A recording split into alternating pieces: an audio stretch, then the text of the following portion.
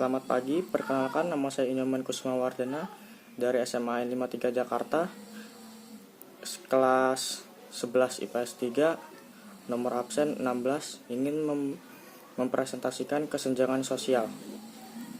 Kesenjangan sosial adalah suatu keadaan atau kondisi yang tidak seimbang dalam kehidupan sosial masyarakat, baik individu maupun kelompok, di mana terjadi ketidakadilan atau ketidaksetaraan distribusi hal-hal yang dianggap penting dalam suatu masyarakat. Faktor kesenjangan sosial. 1. Menurunnya pendapatan per kapita sebagai akibat pertumbuhan penduduk yang relatif tinggi tanpa diimbangi dengan produktivitas.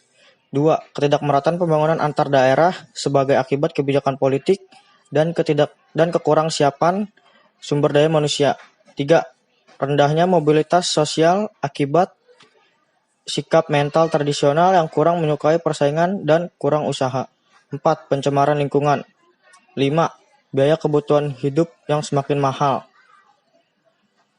Dampak kesenjangan sosial. Dampak kesenjangan sosial itu yang pertama, kemiskinan dan pengangguran. Kesenjangan sosial ditandai dengan angka kemiskinan dan pengangguran semakin naik dari tahun ke tahun. Jika masyarakat miskin dan menganggur mendominasi di suatu negara, maka pendapatan suatu negara tersebut akan rendah. Target pasar yang tidak jelas.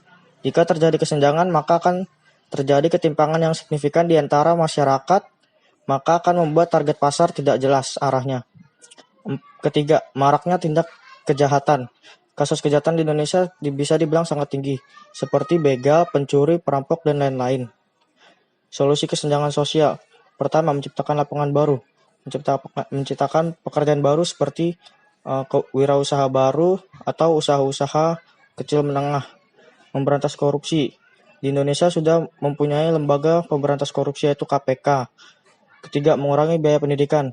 Mengurangi biaya pendidikan seperti memperbanyak fasilitas pendidikan negeri dan membangun sekolah-sekolah gratis untuk orang yang masih memiliki kekurangan dalam ekonomi.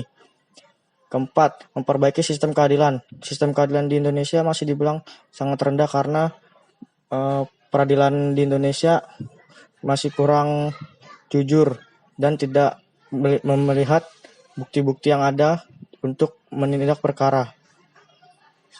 Sekian dari video kesenjangan sosial saya. Bila ada kesalahan dalam berkata-kata, mohon dimaafkan. Dan sampai jumpa.